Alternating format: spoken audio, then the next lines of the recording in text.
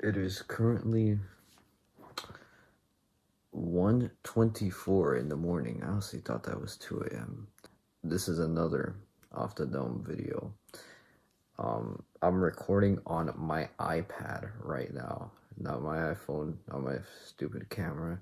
And it's actually crazy that the quality on this camera is somehow worse than the quality on my $20 camera that I got from Amazon to stream with. I wanted to sort of make an off the dome video on the impact that Dark Souls games had on my life, and like how that sort of like changed my perspective for like not even just games but like life in general. And I sort of got this idea from, well, I guess like it's something that's been on my mind a while, but like I've watched so many videos that have covered like this type of topic, like, oh yeah, like Dark Souls cured my depression, or like Dark Souls fucking like saved my life. Like the one that stood out to me was the one that Jakey did, Nakey Jakey, that he did a video titled "Dark Souls Saved Me." I think something like that. I don't fucking know. It's something similar to that. I think that if anybody has ever played Dark Souls or has ever like even thought about doing shit with it, they've probably seen one of those videos either way. I want to talk about sort of like the influence that it had on me, and like how it sort of affected my life and shit, and like how it affected my perspective on everything that I do nowadays and how I fucking go about shit. Because I would definitely say those games, with how fucking difficult they are, like how beyond tough they are somehow like a ray of hope. And I don't even understand how that works. The impact that those games sort of have on like anybody that play on them, it's honestly fucking crazy to think about, because it's like those games sort of change your perspective on a lot of things, because those games are beyond difficult. Like when you get into it, like everybody always says like the phrase of like your first Souls game will be the hardest Souls game for you. Yeah, they aren't lying when they say that. Like when you first get into Souls, like it's a fucking challenge. Like that first, sometimes the first enemy, like you're like, damn, like I already died to the first enemy. You go to the first boss, bro, you're getting smacked around. Like there's just no way around it. And I remember like I had originally gotten Dark Souls 3. That was my first one that I got. I got Dark Souls 3 sometime around like 2016, 2017. So sometime around there. Who knows? But yeah, I got it around that time. I was still in high school, and I had one of my friends that was like really trying to convince me to get it. He loved Dark Souls. He had already put like 300 hours into Dark Souls 3, and he was like, dude, like I think that you would love Dark Souls, and he wanted me to play PvP with him. And he wanted to like help me through the story with co-op. By the way, neither of those ever happened. Like I don't know what happened to that. But we were like he had been trying to convince me. I finally decided to do it. It was funny as well because like originally when I was trying to get it, it was on sale, and it was on sale because like it was originally like $60, and it went on sale for 30.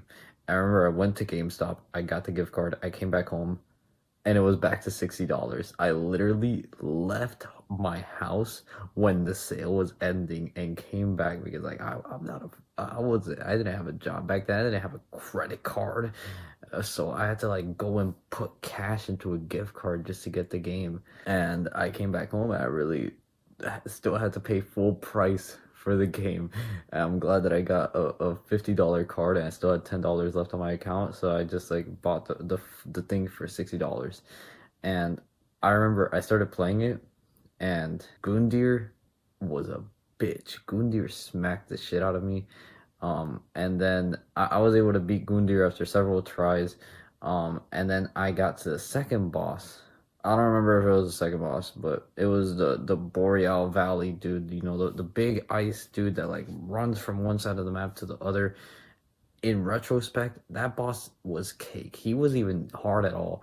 But at the time, I got stuck on him and I struggled so much that I just quit. I quit and I did not come back until 2020. In 2020, I had been trying to get into Sekiro, and that game was by far best game I've ever played already. But I was trying to get into Sekiro because I thought that the concept of Sekiro was super cool. I thought like you're like a shinobi samurai guy, I guess a shinobi, and you basically spend the whole game like pairing and like doing fights like a shinobi would, like with that actual type of combat style that you deflect attacks and you could already like break someone's posture and kill them like that. That was super unique to me. And that was another one as well that I started playing in no, I started playing this one in 2019.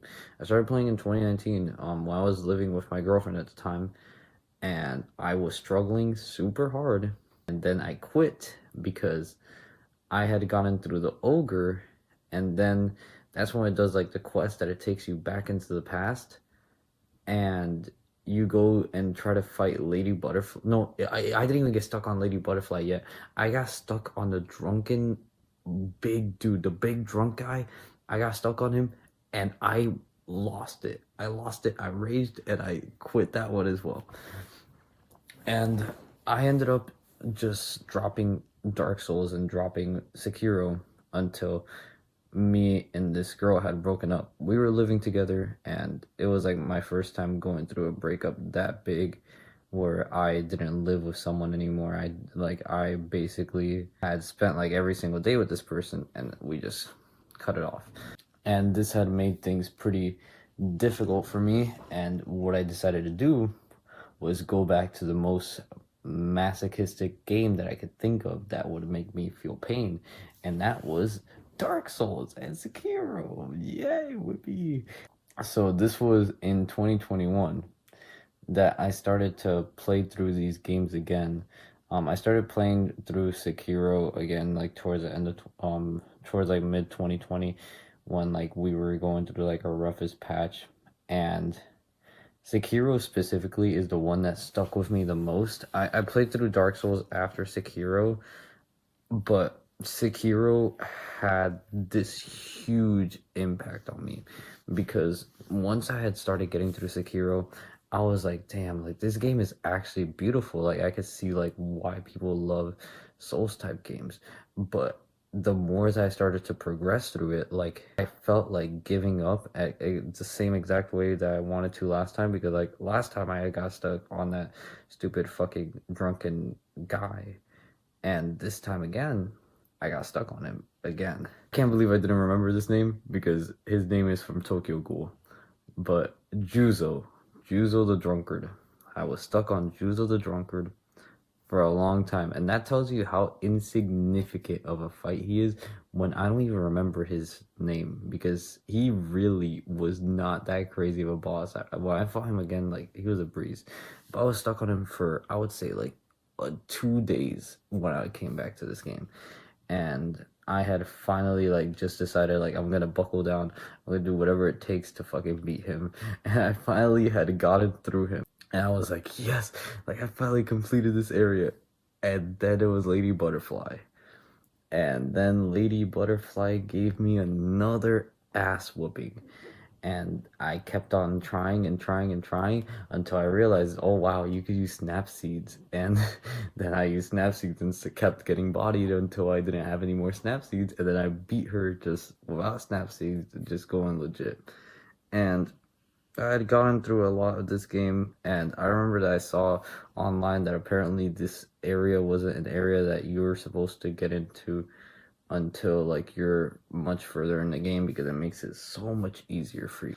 Like I was playing through the game, and that's when I had reached what I would say is the greatest boss I have ever fought in any video game ever, and that is Genichiro.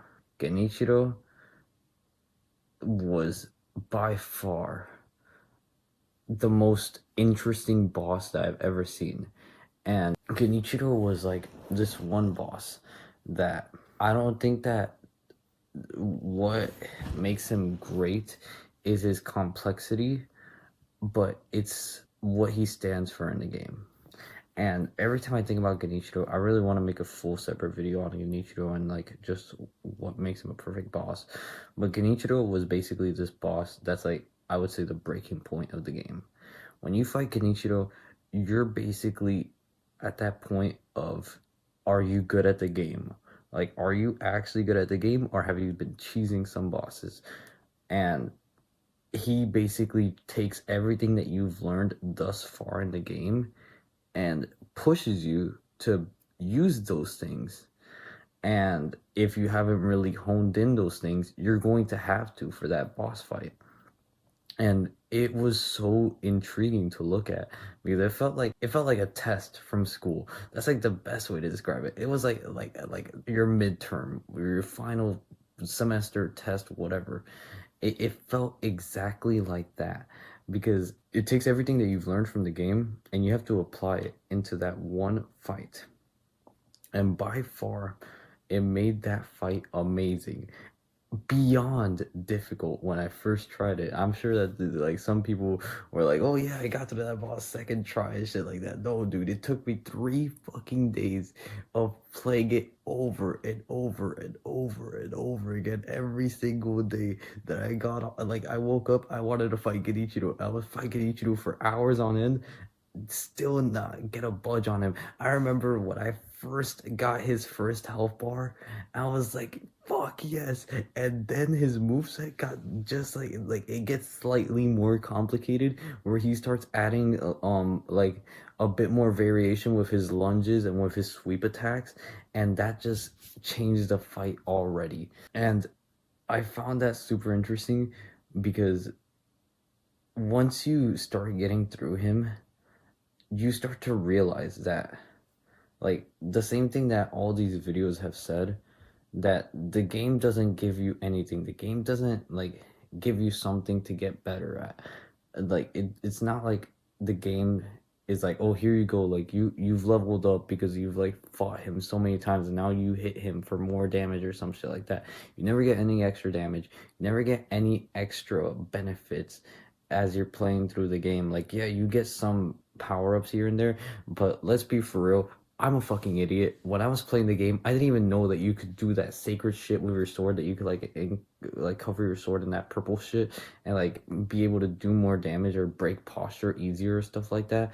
Like the most that I was doing was using like the firecrackers to like throw his guard off, and even then, the greatest part about Genichiro is that sometimes he actually avoids it because they want to make it more difficult for you. He learns from you, and you also learn from him, and it's that type of experience where you're going through the game and you're realizing I'm actually improving. I'm actually like mastering the game, and Genichiro feels like that point that it forces you to master the game. It forces you to get better, and it sort of changed how I was perceiving things because I felt sort of euphoric when I beat him, but it wasn't because of the fact that like it was the accomplishment that was so big, but it's the fact that I knew that I had pushed myself and I had continued to keep improving until I had finally gotten to a point where I improved enough to beat him. And going through the game as well, like you keep going through harder bosses. You could like the Great Apes, they gave me way more trouble than Genichiro. The Great Apes, that boss fight was stupid, so stupid. But the more that you progress through the game, the harder that the bosses get. And I mean, yeah, there's still some easier bosses here and there, blah blah blah. But that's not the point. Like you progress through the game and you keep sort of persevering and pushing yourself because these games don't want you to win. I mean, they do want you to win, but it's more like they want to see if you're really willing to push yourself to win, if you're really pushing yourself to continue to get better. That's why there is no easy mode. There is no um enhancements that you could get for your characters. There's no type of leveling system or things like that, skill tree, whatever.